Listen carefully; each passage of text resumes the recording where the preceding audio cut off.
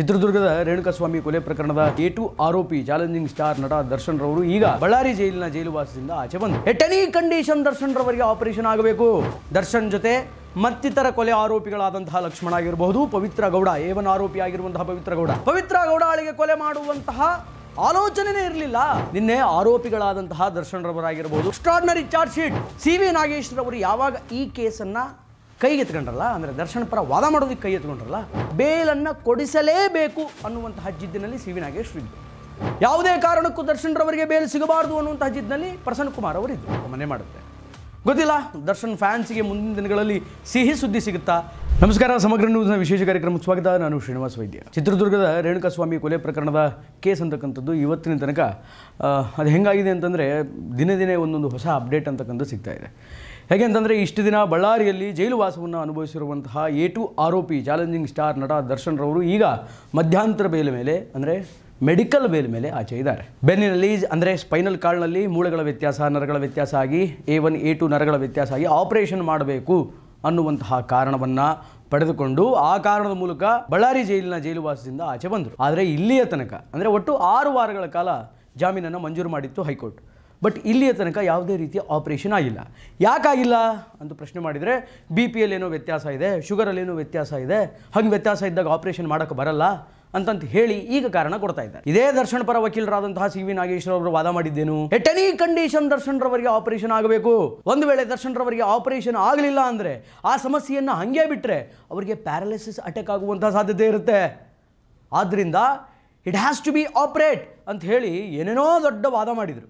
ವಾದ ಮಾಡಿ 6 ವಾರ ಅವರಿಗೆ ಮೆಡಿಕಲ್ ಬೇಲನ್ನು ಕೊಡಿಸಿದರು. ಈಗ 6 ವಾರ ಮುಗಿತಾ ಬಂತು. ಇನ್ನೇನು ಕೆಲವೇ ದಿನಗಳಲ್ಲಿ ಮತ್ತೆ ಹಕ್ಕಿ ಮರಳಿ ಗೂಡಿಗೆ ಅನ್ನುವಂತಹ ನಿಟ್ಟಿನಲ್ಲಿ ದರ್ಶನ್ ರವರು ಮತ್ತು ಅದೇ ಬಳ್ಳಾರಿ ಜೈಲಿಗೆ ಹೋಗಿ 1, 2, 3 ಅಂತ ಕಂಬಿ ಎಣಿಸ್ತಾರೆ.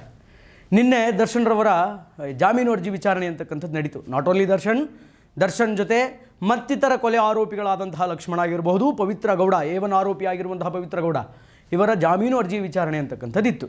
ಈ ಪವಿತ್ರ ಗೌಡ ಇದ್ದಾರಲ್ಲ A1 ಆರೋಪಿ, ಇವರ ಪರ ವಕೀಲರಾಗಿರ್ತಕ್ಕಂತಹ ಸೆಬಾಸ್ಟಿನ್ ಅವರು ನಿನ್ನೆ ಪ್ರಚಂಡವಾದಂತಹ ವಾದವನ್ನು ಮಾಡಿದರು. ಏನು ವಾದ? ಪವಿತ್ರ ಗೌಡಳಿಗೆ ಕೊಲೆ ಮಾಡುವಂತಹ ಆಲೋಚನೆನೇ ಇರಲಿಲ್ಲ. ಪವಿತ್ರ ಗೌಡ ಜಸ್ಟ್ ಸುಮ್ಮನೆ ದರ್ಶನ್ ರವ್ರ ಜೊತೆ ಹೋಗಿದ್ದಷ್ಟೇ, ಆಕೆ ಚಪ್ಪಲಿಯಿಂದ ಹೊಡೆದಿದ್ದಾಳೆ ಅನ್ನುವಂತಹ ವಿಚಾರಗಳನ್ನು ನಿನ್ನೆ ಅವರು ವಾದದಲ್ಲಿ ಮಂಡಿಸಿದರು. ಬಟ್ ಅವರು ಯಾವುದೇ ಕಾರಣಕ್ಕೂ ಕೊಲೆ ಮಾಡುವಂತಹ ಆಲೋಚನೆ ಇಟ್ಕೊಂಡು ಆ ಪಟ್ಟಣಗೆರೆ ಶೆಡ್ಡಿಗೆ ಹೋಗಿಲ್ಲ. ರೇಣುಕಾಸ್ವಾಮಿಯನ್ನು ಕೊಲೆ ಮಾಡಬೇಕು ಅನ್ನುವಂತಹ ಉದ್ದೇಶವನ್ನು ಅವರು ಇಟ್ಕೊಂಡಿರಲಿಲ್ಲ ಅನ್ನುವಂತಹ ಮಾತನ್ನು ಹೇಳಿದರು. ಈ ಹಿಂದೆ ಸುಮಾರು ಸಲ ಇದನ್ನೇ ಹೇಳ್ಕೊಂಡು ಬಂದಿದ್ದಾರೆ. ಪವಿತ್ರ ಗೌಡ ಬರೀ ಚಪ್ಪಲಿಯಿಂದ ಹೊಡೆದಿದ್ದಾಳೆ ಅಷ್ಟೇ, ಅವಳೇನು ತಲೆಗೆ ಹೊಡೆದಿಲ್ಲ, ಅವಳಿಗೆ ಸಾಯೋ ಹಂಗೇನು ಡೊಣ್ಣೆಯಿಂದ ಹೊಡೆದಿಲ್ಲ, ರಾಡಿಂದ ಹೊಡೆದಿಲ್ಲ, ಅದರಿಂದ ಹೊಡೆದಿಲ್ಲ, ಇದರಿಂದ ಹೊಡೆದಿಲ್ಲ ಅಂತ. ವಾಟ್ ಎವರ್, ಚಪ್ಪಲಿಯಿಂದ ಹೊಡೆದಾಗೆ ಪ್ರಾಣ ಹೋಗಿದ್ರೆ ಏನು ಮಾಡ್ತೀರಿ?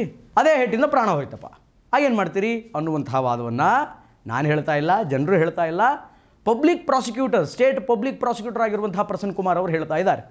ಸರಿ, ನಿನ್ನೆಲ್ಲ ಜಾಮೀನು ಅರ್ಜಿ ವಿಚಾರಣೆ ಆಯಿತು. ಜಾಮೀನು ಅರ್ಜಿ ವಿಚಾರಣೆ ಆದಮೇಲೆ ಮತ್ತೆ ಡಿಸೆಂಬರ್ 6ಕ್ಕೆ ಅದನ್ನು ಮುಂದೂಡಲಾಗಿದೆ. ನಿನ್ನೆ ಆರೋಪಿಗಳಾದಂತಹ ದರ್ಶನ್ ರವರಾಗಿರಬಹುದು ಮತ್ತು ರೇಣುಕಾಸ್ವಾಮಿಯ ಕೊಲೆ ಪ್ರಕರಣದಲ್ಲಿ ಇನ್ನಿತರೆ ಆರೋಪಿಗಳಾಗಿರುವಂತಹ ಪವಿತ್ರ ಗೌಡ, ಲಕ್ಷ್ಮಣ್, ಉಳಿದಂತಹ ಎಲ್ಲ ಆರೋಪಿಗಳ ಪರ ನಿನ್ನೆ ಅವರವರು ನೇಮಿಸಿಕೊಂಡಂತಹ ವಕೀಲರು ವಾದವನ್ನು ಮಂಡಿಸಿದ್ದಾರೆ. ಡಿಸೆಂಬರ್ 6ಕ್ಕೆ ಅವರ ವಾದಕ್ಕೆ ಪ್ರತಿವಾದವಾಗಿ ಪ್ರಸನ್ನ ಕುಮಾರ್ ಅವರು ವಾದ ಮಾಡಲಿಕ್ಕಿದ್ದಾರೆ. ಡಿಸೆಂಬರ್ 6ನೇ ತಾರೀಕು, ಅಂದರೆ ಇವತ್ತು ಡಿಸೆಂಬರ್ 4, 5, 6 ನಾಳೆ ಬಿಟ್ಟು ನಾಡಿದ್ದು ಡಿಸೆಂಬರ್ 6ನೇ ತಾರೀಕು ಇವರು ಏನು ವಾದ ಮಾಡಿದಾರಲ್ಲ ಅದಕ್ಕೆ ಪ್ರತಿವಾದವಾಗಿ ಒಂದಿಷ್ಟು ಪಾಯಿಂಟ್ಸ್ಗಳನ್ನು ಪ್ರಸನ್ನ ಕುಮಾರ್ ಅವರು ಹಾಕ್ತಾ ಇದ್ದಾರೆ. ಪ್ರಸನ್ನ ಕುಮಾರ್ ಅವರು ಭಾಳ ತೊಡೆತಟ್ಟು ನಿಂತುಬಿಟ್ಟಿದ್ದಾರೆ. ಹೆಂಗಾದರೂ ಮಾಡಿ ಇವ್ರಿಗೆ ಶಿಕ್ಷೆ ಆಗಂಗೆ ನಾನು ವಾದ ಮಾಡಲೇಬೇಕು.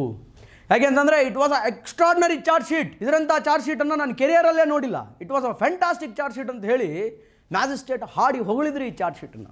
ಇನ್ಫ್ಯಾಕ್ಟ್ ಬೆಂಗಳೂರು ಪೊಲೀಸರನ್ನು ಒಂದು ಆ್ಯಂಗಲಲ್ಲಿ ಪ್ರಶಂಸೆ ಮಾಡಲೇಬೇಕು. ಯಾಕೆ ಅಂತಂದರೆ ಕೊಲೆ ನಡೆದಂತಹ 48 ಅವರ್ಸಲ್ಲಿ ಮೋರ್ ದೆನ್ 200+ ಟೆಕ್ನಿಕಲ್ ಎವಿಡೆನ್ಸಸ್ಗಳನ್ನು ಕಲೆ ಹಾಕಿ ಎಲ್ಲ ಆರೋಪಿಗಳನ್ನು ಬಂಧನಕ್ಕೊಳ ಮಾಡಿದರು. ಅದಾದ ಮೇಲೆ CV ನಾಗೇಶ್ ರವರು ಯಾವಾಗ ಈ ಕೇಸನ್ನು ಕೈಗೆತ್ಕೊಂಡ್ರಲ್ಲ, ಅಂದರೆ ದರ್ಶನ್ ಪರ ವಾದ ಮಾಡೋದಕ್ಕೆ ಕೈ ಎತ್ಕೊಂಡ್ರಲ್ಲ, ಆಗ ಆ ಚಾರ್ಜ್ ಶೀಟ್ನಲ್ಲಿ ಇರುವಂತಹ ಲೂಪ್ ಹೋಲ್ಸ್ಗಳನ್ನು ಮೇಲೆ ಎತ್ತಿ ಹಿಡಿಯುವಂತಹ ಕೆಲಸವನ್ನು ಮಾಡಿದರು. ಆಗ ಜಡ್ಜ್ ಸಾಹೇಬರಿಗೂ ಒಂದು ಲೆಕ್ಕದಲ್ಲಿ ಅನುಮಾನ ಆಯಿತು, ಸುಮ್ಮನೆ ಹೋಗ್ಬಿಟ್ನಾ ಈ ಚಾರ್ಜ್ ಶೀಟ್ನ, ಎಕ್ಸ್ಟ್ರಾರ್ಡಿನರಿ ಚಾರ್ಜ್ ಶೀಟ್ ಅಂದಿದ್ದು ತಪ್ಪಾಯ್ತಾ, ಇಂಥ ಚಾರ್ಜ್ ಶೀಟನ್ನು ನಾನು ನೋಡೇ ಇಲ್ಲ ಅಂದ್ಬಿಟ್ನಲ್ಲ, ಇಷ್ಟೆಲ್ಲ ಲೂಪ್ ಹೋಲ್ಸ್ ಇದೆನಾ ಅಂತ ಒಂದು ಕ್ಷಣ ಮ್ಯಾಜಿಸ್ಟ್ರೇಟಿಗೂ ಕೂಡ ಅನುಮಾನ ಅಂತಕ್ಕಂಥದ್ದು ವ್ಯಕ್ತವಾಯಿತು. ಅದೇನೇ ಆಗಿರಲಿ, ವಾದ ಪ್ರತಿವಾದಗಳು ಅದು ಯಾವ ಪ್ರಮಾಣದಲ್ಲಿ ಆಯಿತು ಅಂತಂದರೆ ದರ್ಶನ್ ರವರಿಗೆ ಎಟ್ ಎನಿ ಕಂಡೀಷನ್ ಬೇಲನ್ನು ಕೊಡಿಸಲೇಬೇಕು ಅನ್ನುವಂತಹ ಜಿದ್ದಿನಲ್ಲಿ CV ನಾಗೇಶ್ ಇದ್ದರು. ಯಾವುದೇ ಕಾರಣಕ್ಕೂ ದರ್ಶನ್ ರವರಿಗೆ ಬೇಲ್ ಸಿಗಬಾರ್ದು ಅನ್ನುವಂತಹ ಜಿದ್ದಿನಲ್ಲಿ ಪ್ರಸನ್ನ ಕುಮಾರ್ ಅವರಿದ್ದರು. But whatever, medical bail ಅನ್ನುವಂತಹ ಹೆಸರಿನಲ್ಲಿ ಸಿ ವಿ ನಾಗೇಶ್ ಅವರು ಒಂದು ಪ್ರಮಾಣದ ಯಶಸ್ಸನ್ನು ಕಂಡರು. ಬಟ್ ಇವತ್ತಿನ ತನಕ ಯಾವುದೇ ಥರದ ಆಪರೇಷನ್ ಅಂತಕ್ಕಂಥದ್ದು ಆಗಿಲ್ಲ. ಸ್ಟಿಲ್ ಕೆಂಗೇರಿಯ ಒಂದು ಖಾಸಗಿ ಆಸ್ಪತ್ರೆಯಲ್ಲಿ ದರ್ಶನ್ ರವರು ಚಿಕಿತ್ಸೆಯನ್ನು ಪಡಿತಾ ಇದ್ದಾರೆ ಅನ್ನುವಂತಹ ಮಾಹಿತಿ ಬಂದಿದೆ. ಷರತ್ತುಬದ್ಧ ಜಾಮೀನನ್ನು ಮಂಜೂರು ಮಾಡಿತು ಹೈಕೋರ್ಟ್. ಬೆಂಗಳೂರು ನ್ಯಾಯಾಲಯದ ಪರಿಮಿತಿಯನ್ನು ದಾಟಿ ದರ್ಶನ್ ರವರು ಯಾವುದೇ ಕಾರಣಕ್ಕೂ ಹೊರಗಡೆ ಹೋಗುವಂತಿಲ್ಲ. ಅವರ ವೀಸಾ ಮತ್ತು ಪಾಸ್ಪೋರ್ಟ್ಗಳನ್ನು ಪೊಲೀಸರಿಗೆ ಮತ್ತು ಕೋರ್ಟ್ಗೆ ಸಬ್ಮಿಟ್ ಮಾಡಬೇಕು. ಅದಾದ ಮೇಲೆ 6 ವಾರ ಏನು ಜಾಮೀನನ್ನು ಮಂಜೂರು ಮಾಡಿದೆ, 6 ವಾರಗಳ ಕಾಲ ಎವ್ರಿ ವೀಕ್ ಅವರ ಹೆಲ್ತ್ ರಿಪೋರ್ಟನ್ನು ಸಬ್ಮಿಟ್ ಮಾಡಬೇಕು ಪೊಲೀಸರಿಗೆ ಮತ್ತು ಕೋರ್ಟ್ಗೆ. ಅದು ಏನು ಮಾಡಿದರು, ಏನು ಬಿಟ್ಟರು ಭಗವಂತನೇ ಬಲ್ಲ. ಸಬ್ಮಿಟ್ ಮಾಡಬೇಕು ಅಂತ ಹೇಳಿದರು. What's happening? ಅದಾಗ್ತಾ ಇದೆನಾ ಗೊತ್ತಿಲ್ಲ. ಯಾವ ಸಿ ವಿ ನಾಗೇಶ್ ರವರು ಆಪರೇಷನ್ ಮಾಡಲೇಬೇಕು ಅಂತ ಹೇಳಿ ಒತ್ತಿ ಜಾಮೀನು ತೆಗೆದುಕೊಂಡ್ರು. ಇವತ್ತು ಅವರಿಗೆ ಹೋಗಿ ಪ್ರಸನ್ನ ಕುಮಾರ್ ಅವರು ಪ್ರಶ್ನೆ ಮಾಡ್ತಾ ಇದ್ದಾರೆ, ಏನ್ರಿ ನಿಮ್ಮ ಕಕ್ಷಿದಾರರಿಗೆ ಆಪರೇಷನ್ ಮಾಡಬೇಕು, ಇಲ್ಲಾಂದ್ರೆ ಪ್ಯಾರಾಲಿಸಿಸ್ ಆಗುತ್ತೆ, ಅದಾಗುತ್ತೆ, ಇದಾಗುತ್ತೆ, ಜೀವಕ್ಕೆ ಅಪಾಯ ಇದೆ ಅಂತ ಹೇಳಿದ್ರಲ್ಲ, ಇವತ್ತಿನ ತನಕ ಆಪರೇಷನ್ ಆಗಿಲ್ಲ, ಏನ್ ಮಾಡ್ತಾ ಇದ್ದೀರಿ ಅಂತ ಪ್ರಶ್ನೆ ಮಾಡಿದಾಗ ಥ್ರೂ ಪ್ರಸನ್ನ ಕುಮಾರ್, ಅಂದ್ರೆ SPP ಇದಾರಲ್ಲ ಪ್ರಸನ್ನ ಕುಮಾರ್, ಥ್ರೂ ಪ್ರಸನ್ನ ಕುಮಾರ್ ನಮ್ಮ ಕರ್ನಾಟಕದ ಪೊಲೀಸರು ಸುಪ್ರೀಂ ಕೋರ್ಟಿನ ಮೆಟ್ಲು ಏರ್ತಾ ಇದ್ದಾರೆ. ಅಂದ್ರೆ ಮ್ಯಾಜಿಸ್ಟ್ರೇಟ್ ರವರು ಕೊಟ್ಟಿರುವಂತಹ ಈ ಮಧ್ಯಂತರ ಜಾಮೀನು ಸರಿ ಇಲ್ಲ. ಮಧ್ಯಂತರ ಜಾಮೀನು ಕೊಡೋದಕ್ಕೆ ಈ ಕೇಸ್ ಅನರ್ಹ. ಯಾಕೆ ಕೊಡಬೇಕಿತ್ತು ಮಧ್ಯಂತರ ಜಾಮೀನು? ಆರೋಗ್ಯದ ಸಮಸ್ಯೆಯಿಂದ 4 ವಾರಗಳು ಕಾದ ನಂತರ ಈಗ ಕಮಿಷನರ್ ಅವರ ಒಪ್ಪಂದದ ಮೇರೆಗೆ, ಅವರ ಒಪಿನಿಯನ್ ಮೇರೆಗೆ, ಹೋಮ್ ಮಿನಿಸ್ಟರ್ ಅವರ ಅಭಿಪ್ರಾಯದ ಮೇರೆಗೆ, ಅವರ ಪರ್ಮಿಷನ್ ಮೇರೆಗೆ ಈಗ ಆ ಕೇಸ್ ಸುಪ್ರೀಂ ಕೋರ್ಟ್ ಮೆಟ್ಲು ಏರ್ತಾ ಇದೆ. ಅದಕ್ಕೆ ಬೇಕಾದಂತಹ ಎಲ್ಲ ಸಿದ್ಧತೆಯನ್ನು ಮಾಡ್ಕೊಂಡಿದ್ದಾರೆ. ದರ್ಶನ್ ರವರಿಗೆ ಅಷ್ಟು ಈಸಿಯಾಗಿ ಈ ಕೇಸ್ ರಿಲೀಫ್ ಕೊಡುತ್ತೆ ಅನ್ನುವಂತಹ ಆಕಾಂಕ್ಷೆ ಬಹಳ ಕಡಿಮೆ. ಡಿಸೆಂಬರ್ 6ನೇ ತಾರೀಕು ಏನು ಪ್ರಸನ್ನ ಕುಮಾರ್ ಪ್ರತಿವಾದ ಮಾಡ್ತಾರೆ ಅಂತಕ್ಕಂಥದ್ದನ್ನು ಕಾದು ನೋಡಬೇಕು. ಒಂದು ವೇಳೆ ಹೈಕೋರ್ಟ್ ದರ್ಶನ್ ರವರನ್ನ ನಿರಪರಾಧಿ ಅಂದರೂ ಕೂಡ, ಅಥವಾ ಅವರಿಗೆ ಇರುವಂತಹ ಹೆಲ್ತ್ ಇಶ್ಯೂನಲ್ಲಿ ಮತ್ತಿಷ್ಟು ದಿನಗಳ ಕಾಲ ಜಾಮೀನನ್ನು ಮಂಜೂರು ಮಾಡಿದರೂ ಕೂಡ ಈ ಕೇಸ್ ಸುಪ್ರೀಂ ಕೋರ್ಟ್ಗೆ ತಲುಪುತ್ತಾದ್ರಿಂದ, ಈ ಕೇಸ್ ಸುಪ್ರೀಂ ಕೋರ್ಟಿಗೆ ಹೋಗುತ್ತಾದ್ರಿಂದ ಅಲ್ಲಿ ಅವರಿಗೆ ಎಲ್ಲೋ ಒಂದು ಕಡೆ ಕಷ್ಟದ ವಾತಾವರಣ ಅಂತಕ್ಕಂಥದ್ದು ಮನೆ ಮಾಡುತ್ತೆ. ಗೊತ್ತಿಲ್ಲ ದರ್ಶನ್ ಫ್ಯಾನ್ಸಿಗೆ ಮುಂದಿನ ದಿನಗಳಲ್ಲಿ ಸಿಹಿ ಸುದ್ದಿ ಸಿಗುತ್ತಾ, ಅಥವಾ ಇದೇ ಒಂದು ವಿಚಾರ ಅಂದರೆ ಇದೇ ಜೈಲು ವಾಸ ಮತ್ತು ಅದೇ ಸೆಷನ್ಸ್ಗಳು, ಅದೇ ವಾದ ಪ್ರತಿವಾದಗಳು ಮುಂದುವರೆದುಕೊಂಡು ಹೋಗುತ್ತಾ, ಇದಕ್ಕೆ ಯಾವಾಗ ಇತಿಶ್ರೀ ಆಗುತ್ತೆ, ಈ ಕೇಸ್ ಯಾವಾಗ ಅಂತ್ಯಗೊಳ್ಳುತ್ತೆ, ಯಾರಿಗೆ ಸಂಪೂರ್ಣವಾದಂತಹ ನ್ಯಾಯ ಸಿಗುತ್ತೆ ಅಂತಕ್ಕಂಥದ್ದನ್ನು ಮುಂದಿನ ದಿನಗಳಲ್ಲಿ ನಾವು ಮತ್ತು ನೀವು ಕಾದು ನೋಡಬೇಕು. ಒಟ್ಟಾರೆಯಾಗಿ ಇದು ಇವತ್ತಿನ ವಿಶೇಷ. ನಿರಂತರ ಸುದ್ದಿಗಾಗಿ ನೋಡ್ತಾ ಇರಿ ಸಮಗ್ರ ನ್ಯೂಸ್. ನಮಸ್ಕಾರ.